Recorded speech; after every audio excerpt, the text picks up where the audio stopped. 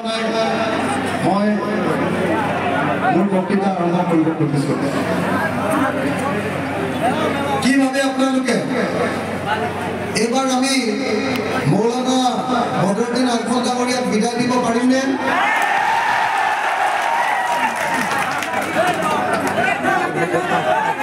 সঁচাকে এইবাৰ আমি ধুবুৰীৰ পৰা মৌলানা বদৰুদ্দিন আজমল ডাঙৰীয়াক বিদায় দিব পাৰিমনে? সঁচাকে আমি এইবাৰ বিৰোধী ঐক্য মঞ্চৰ প্ৰাৰ্থী ৰকিবুল হুছেইন ডাঙৰীয়া ধুবুৰীৰ পৰা এমপি জিকাই পঠাব পাৰিমনে? সঁচাকে পাৰিম? পাৰিমনে পাৰিম? সঁচাকে পাৰিমনে? পাৰিম? সঁচাকে পাৰিম? মই যোৱা 10 দিন ধৰি ধুবুৰী লোকসভা সমষ্টিৰ প্ৰত্যেকটো বিধানসভা সমষ্টিলৈ গৈছো। যেতিয়া গৈছো সকলো মানুহে কৈছে যে এইবাৰ আমি মৌলানা বদৰুদ্দিন আজমল ডাঙৰীয়াক ধুবুৰীৰ ৰাজনীতিৰ পৰা বিদায় দিম।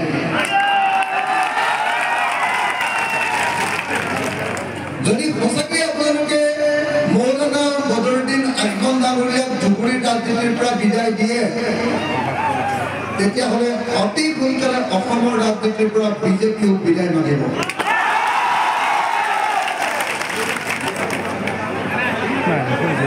বিজেপি আৰু RSS বদৰুদ্দিন আজমল ডাঙৰীয়াক দেখুৱাই বদৰুদ্দিন আজমল ডাঙৰীয়াৰ ভয় দেখুৱাই বদৰুদ্দিন আজমল ডাঙৰীয়াই দিছপুৰ দখল কৰিব, চৰকাৰ গঠন কৰিব বুলি কৈ উজনি অসমৰ মানুহৰ পৰা ভোট লৈ আছে। হয়নে নহয়?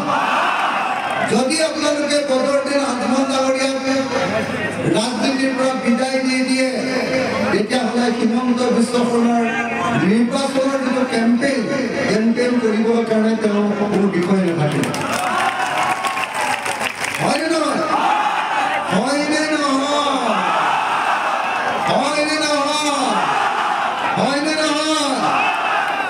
বদৰুদ্দিন আজমল ডাঙৰীয়াক যদি আপোনালোকে সঁচাকে বিদায় দিয়ে তেতিয়াহ'লে মই আপোনালোকক বহুত হাতত প্ৰতিশ্ৰুতি দিছো যে 2026 চনত হিমন্ত বিশ্ব শৰ্মাৰ চৰকাৰখনক বিজেপি আৰু RSSৰ চৰকাৰখনক আমি ব্ৰহ্মপুত্ৰত দলিয়াই দিম।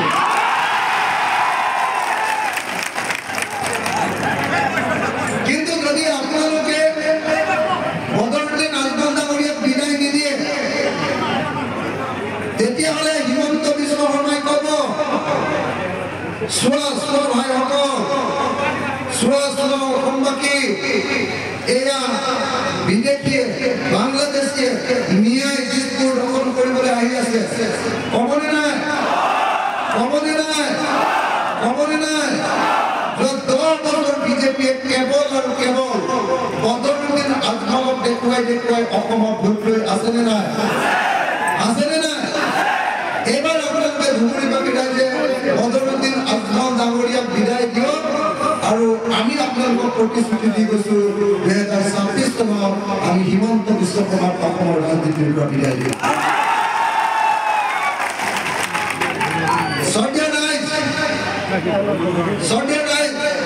আজি বাতৰি কাকতত ওলাইছে যে AIDFৰ 7জন MLA AIDF ত্যাগ কৰিব খুজিছে। AIDF ত্যাগ কৰি কংগ্ৰেছ দলত যোগদান কৰিবলৈ যোগাযোগ কৰিছে। শুনিছে নেকি? শুনিছে নেকি? শুনিছে নেকি? মই ভাবো যে 2026 চনৰ আগত AIDFৰ এজনো বিধায়ক নাথাকিব। তেওঁলোক সকলোৱে AIDFৰ পৰা পদত্যাগ কৰিব আৰু বদৰুদ্দিন আজমলক অকলশৰীয়া কৰি পেলাব। মই ভাবো 2026 চনত বদৰুদ্দিন আজমল ডাঙৰীয়া AIDFৰ কোনো বিধায়কক লগত নাপাব আৰু বদৰুদ্দিন আজমল ডাঙৰীয়াই তেতিয়া হিমন্ত বিশ্ব শৰ্মাৰ হেলিকপ্টাৰত উঠি ইলেকশ্যন কেম্পেইন কৰিবলৈ আহিব লাগিব। হয়নে নহয়? হয়নে নহয়? হয়নে নহয়? হয়নে নহয়? সঁচাকৈ আপোনালোকে বদৰুদ্দিন আজমল ডাঙৰীয়াক এবাৰ বিদায় দিবনে নিদিয়ে? বিদায় দিবনে নিদিয়ে? বিদায় দিবনে নিদিয়ে?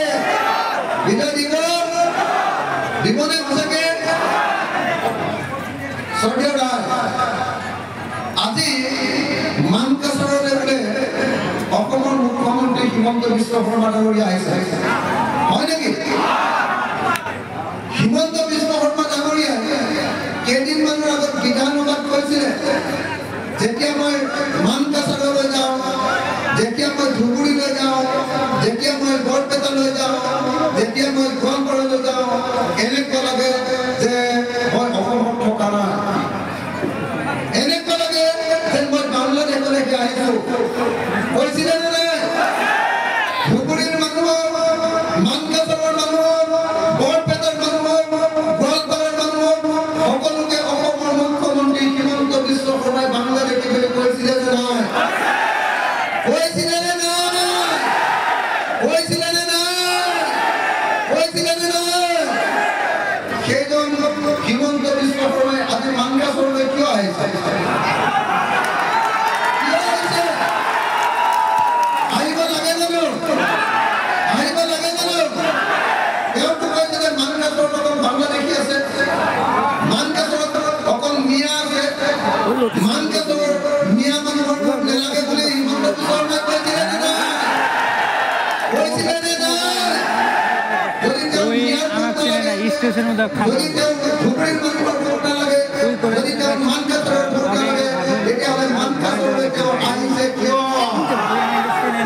আহিছে হয়নে নহয় এইটো প্ৰমাণ হয়নে নহয় এই কি কয় ভদৰতী নাথ ডাঙৰীয়াই যেনেকৈ ভয় খাইছে তেনেকৈ হিমন্ত বিশ্ব শৰ্মায়ো সম্পূৰ্ণৰূপে ভয় খাইছে ধুবুৰীত তেওঁলোকে হাৰিব বুলি ভাবিছে আৰু সেইকাৰণে তেওঁলোকে উপায় নাপায় ধুবুৰী বৰপেটা গোৱালপাৰা আৰু মানকাছাৰত যদিও তেওঁলোকে কৈছিলে যে বাংলাদেশী আছে সেই মানুহবিলাকৰ ভোট বিচাৰি আহিবলৈ তেওঁলোক বাধ্য হৈছে হয়নে হয়নে নহয় মইতো ভাবো যে আজি অসমৰ মুখ্যমন্ত্ৰী যেতিয়া আপুনি